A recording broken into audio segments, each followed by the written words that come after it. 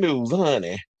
And the breaking news is Pussycat Dolls out of a gig because apparently none of y'all gave a damn about this upcoming tour. So let's get into her. So, um, yesterday I had gotten a little tip. Robert, friend to the show, had sent it to me, but apparently it was some chatter going around that um this whole tour with them is about to get canceled because they had poor ticket sales. And a lot of it may have to do with the fact that y'all were charging Beyonce type prices or Cardi B type prices for a tour nobody asked for. So let's get into her. So, after a recent rash of tour cancellations in the wake of weak ticket sales, concert industry observers were predicting the next shoe would drop for the Pussycat Dolls' poor selling reunion tour, and that high heel hit the floor Monday afternoon. The group announced that its U.S. outing was being called off after taking an honest look at the North American run, while shows in other parts of the world will proceed as planned. Now, although the Dolls did not specifically cite ticket sales as the reason for come on now. It was ticket prices. Don't nobody give a fuck about these broads over here in America, and it's no shade.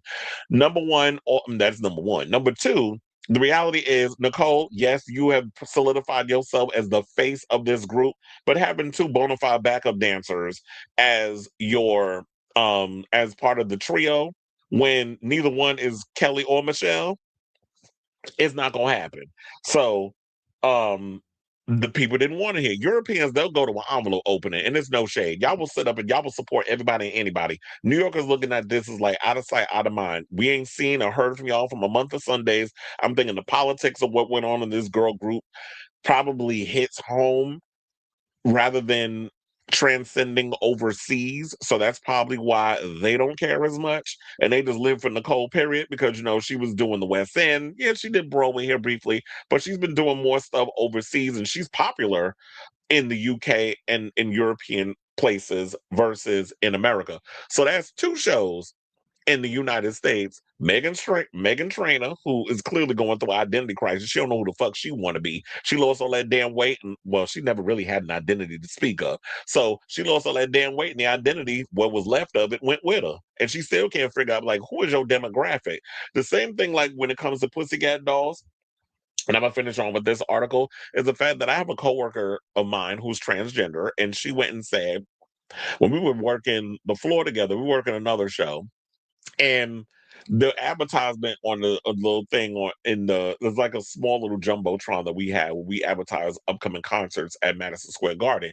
And when it said Pussycat Dolls, the time of July, whatever the case, the date was, she said that, I don't even care about this tour and I'm the demographic you're going for. And she mentioned that the first Pussycat Dolls show she ever saw was number one. I'll say this: Pussycat Dolls have never been a central act. They've never been someone who has set up a whole show and done the thing on their own. They've always been the supporting act or the opening act. She said she went to the Back to Basics tour. That was her very first tour that she went to, where it was her, where it was Pussycat Dolls and Danity Kane. They opened for Christina Aguilera. And that was the time she saw that and had a time.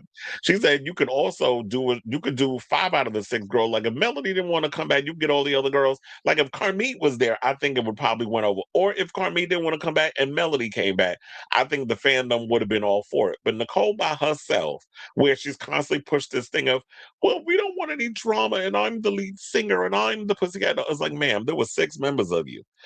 But that's also Robin Anton's fault. She should have established this group as okay, so I'm the lead singer, and the rest of these girls are my bona fide backup dancers. We were trying to do like what K-pop does, because quiet as it's kept. A lot of them be putting that microphone in their mouth, and no sounds be coming out of that shit either. But if you wanted to come in and have a couple of even the backup dancers that y'all had up in there doing ha, ha, hoo, hoo, like doing that, because that's what they be doing up in the mic, not really hitting the note, just breathing.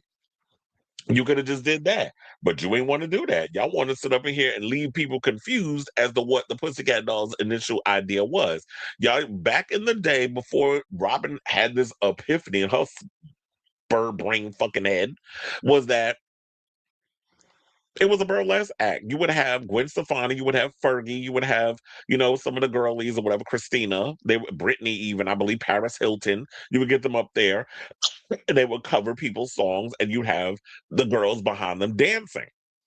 That's what you should have solidified the group as. But you wanted to come in and try to capitalize on the group thing. You had all these other girls up in there singing, but y'all try to really prioritize Nicole, and it started that drama within the women, which y'all always tend to do when it comes to these female girl groups, which is why girl groups can't stay together past 2 or 3 fucking albums, because the people behind the scenes be starting their bullshit, and then the egos get all caught up in the situation.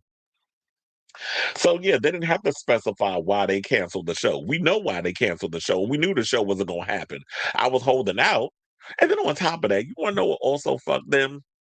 And it's no shade to my generation, but you had Maya and Little Kim as your opening acts. It's like the demo you're going for, yeah, the gays, whoever disposable income, yeah, they'll go, but they'll support the show and they'll go and see it and all that mess. But the reality is these women are over 40. Lil Kim is in her 50s. Maya's in her 40s. Them three, all y'all alone is not going to get the 40 and up crowd in the or and like to go see the show.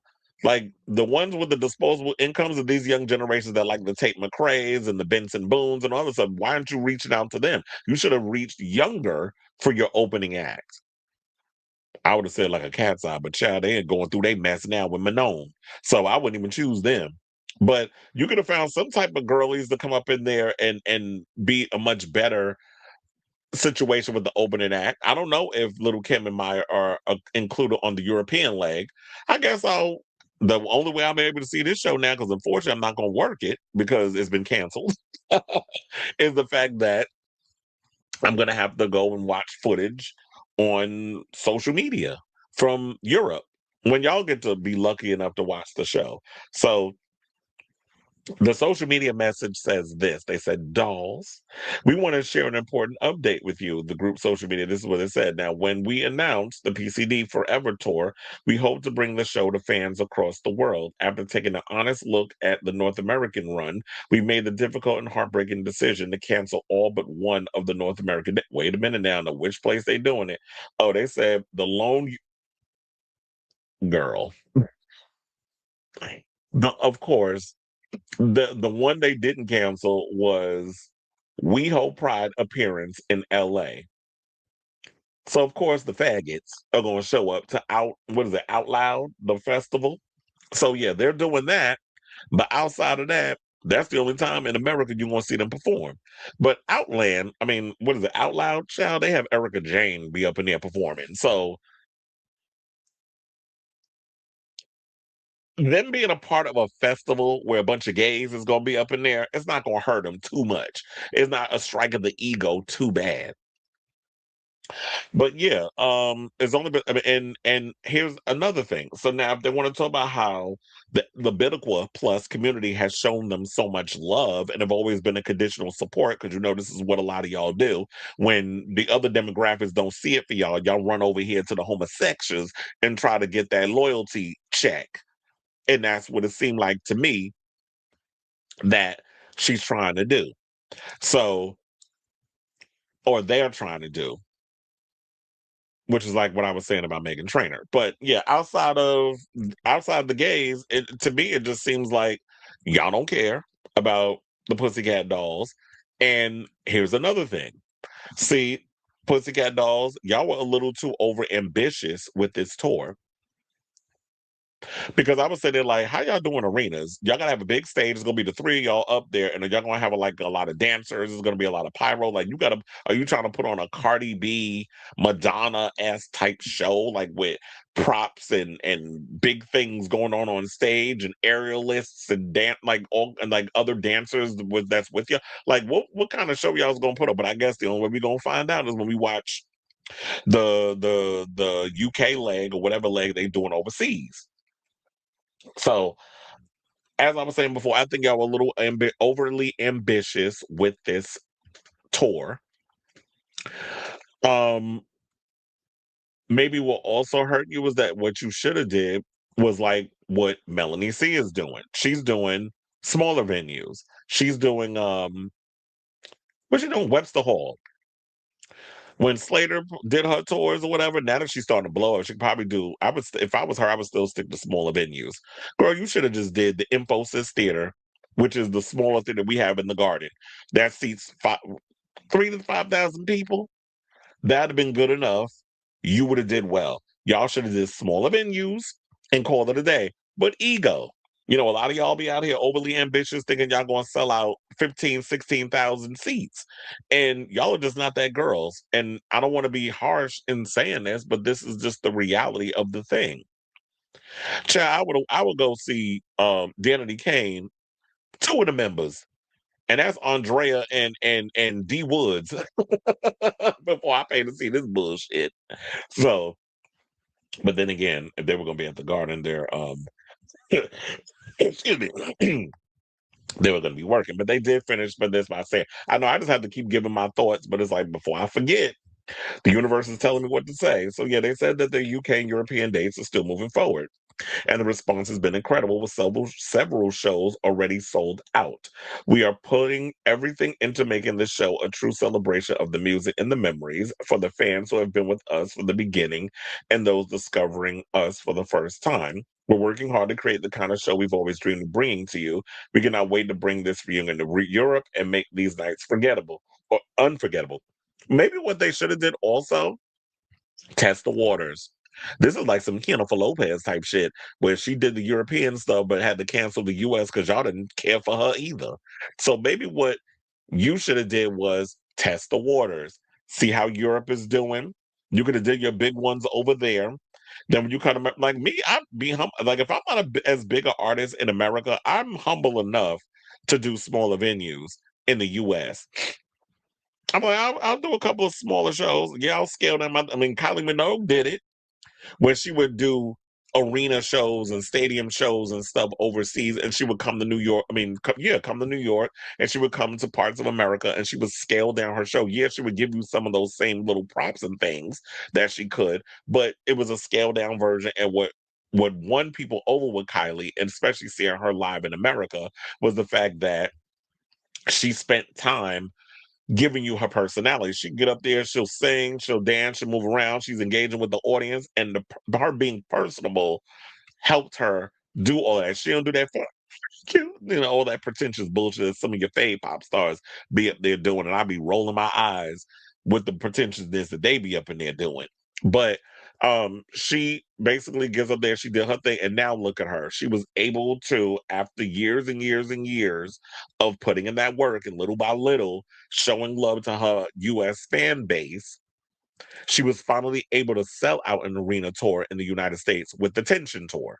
So y'all got to build up to that. You can't just disappear for 20 years and then come back and expect, the road to just be open for you, the red carpet to be rolled out and people dropping roses at your feet. That's not how the world works, ladies. So y'all got that reality check.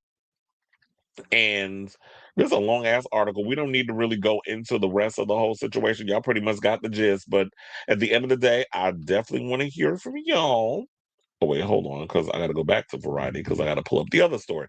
I definitely want to hear from y'all. What do you guys think of this story? Are y'all shocked over the fact that the PCD people had to go cancel their North American tour because clearly y'all don't give a shit about seeing their ass live. So let me know what you guys think of this story in the comments down below.